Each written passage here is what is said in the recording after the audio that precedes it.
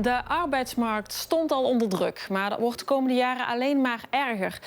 Het UWV verwacht dat de werkgelegenheid de komende 2 jaar krimpt met bijna 3.000 tot 7.000 banen.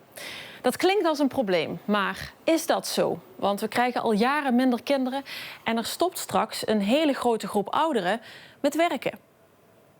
Voor de voorspellingen van de Limburgse arbeidsmarkt moet Gerald Aan zich deze dagen ook verdiepen in de internationale politiek. Want door de onrust in het Midden-Oosten stijgen de energieprijzen en dat heeft grote gevolgen voor de arbeidsmarkt. Als die energieprijzen hoog blijven als gevolg van spanningen in het Midden-Oosten, dan zou de krimp wel eens hoger kunnen zijn.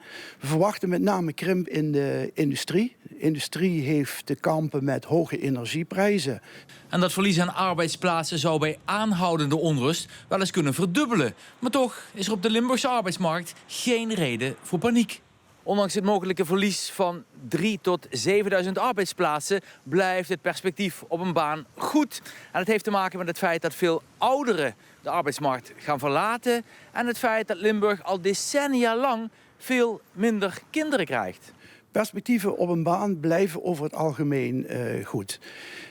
Er werken op dit ogenblik in Limburg zo'n 60.000 mensen tussen 60 en 67 jaar. Die gaan de arbeidsmarkt de komende jaren verlaten. Er zijn minder kinderen geboren. Dat betekent dat er een tekort is aan personeel de komende jaren. Dus dat betekent ook dat de perspectieven op werk over het algemeen goed zijn. Die zijn goed in de techniek. Die zijn heel goed in de zorg, maar ook in de ICT en in de specialistische zakelijke dienstverlening. Minder goede perspectieven zijn er voor het onderwijs. En dat heeft direct te maken met dat lage geboortecijfer. Het onderwijs zal de komende jaren krimpen, omdat het aantal kinderen dat geboren is in Limburg fors afgenomen is. En dat ligt lager dan het landelijk gemiddelde.